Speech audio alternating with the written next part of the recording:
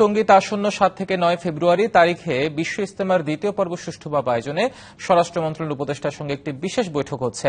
সেখানে আছেন সহকর্মী বিজন কুমার দাস, তিনি আমাদের সাথে যুক্ত হচ্ছেন। বিজন, বৈঠকে কারা কারা এই মুহূর্তে সেখানে আছেন, এখন পর্যন্ত কি হচ্ছে কিছু জানতে পেরেছেন কিনা আপনি? দেখুন, সবশেষ যে জুবাইরপন্থীদের সাথে স্বরাষ্ট্র উপদেষ্টা বৈঠকটি চলছে। আমরা দেখেছি যে মামুল হকের নেতৃত্বে 7 সদস্যের একটি প্রতিনিধি দল তারা বৈঠকে অংশ নিয়েছেন। আর যেমনটি বলছিলাম কিছুক্ষণ আগে যে সাতপন্থীরা, শুনছিলাম আমাদের খবরের মাধ্যমে যে এখনো তারা মাঠ ছাড়ছে না, কিন্তু সাতপন্থীদের একজন মুখপাত্র রেজা আরিফ তিনি আমাদের সাথে কথা বলছিলেন বৈঠক শেষে। তিনি স্পষ্ট করে বলছেন যে আমরা এখান থেকে আমাদের যে কর্মীরা আছেন তাদেরকে আমরা নির্দেশনা দিয়েছি।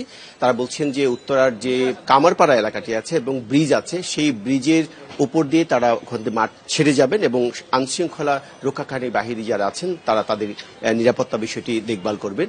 তিনি এও বলছেন যে আসলে যে সাতপন্থী বা জুবাইরপন্থী আমরা যাই বলি না কেন, তারা যে মুখোমুখি সংঘর্ষ হচ্ছে, তারা যে নিহত হচ্ছে, যে এতে করে দেশে একটি অস্থির পরিস্থিতি এমনিতেই বিরাজ করছে, তারপরে এইরকম একটি সংঘর্ষের ঘটনায় ইসলামী যে সুনাম ক্ষুণ্ণ হয়, এটি যাতে কিছুতেই সুনাম ক্ষুণ্ণ না হয় সে ব্যাপারে সবাইকে সচেতন থাকার আহ্বান জানিয়েছেন এবং এই ঘটনার জন্য উনি দুঃখ প্রকাশ করেছেন। তারপর শুনলাম যে হয়তো এখনো পর্যন্ত তারা সরে যায়নি, যেহেতু এখনো পর্যন্ত যে জুবাইরপন্থীদের সাথে বৈঠকই চলছে, তাদের সাথে বৈঠক শেষে আমরা কথা বলার চেষ্টা করব। তারপর আসলে আমরা তাদের সিদ্ধান্ত জানতে চাইব যে আসলে তারা এখনো কেন মাঠ ছাড়ছেন না বা সাতপন্থীরা কেন দেরি করছেন।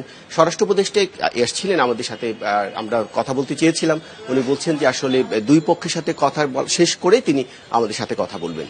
এর আগে যে বলছিলেন যে এই অনাকাঙ্ক্ষিত ঘটনায় দুজন নিহত হয়েছে এবং একটি টানটান উত্তেজনা বিরাজ করছে, এই প্রেক্ষিতেই কিন্তু আজকে এই রুদ্ধদ্বার বৈঠকটি এখানে অনুষ্ঠিত হচ্ছে। যে যদিও 1 ঘন্টা করে দুই পক্ষের সাথে বৈঠকের কথা ছিল, আমরা দেখছি প্রায় 1.5 ঘন্টা করে সময় পার হয়ে গেছে এবং 1টার কিছুক্ষণ আগেই বৈঠকটি শুরু হয়েছিল, এখনো পর্যন্ত চলছে।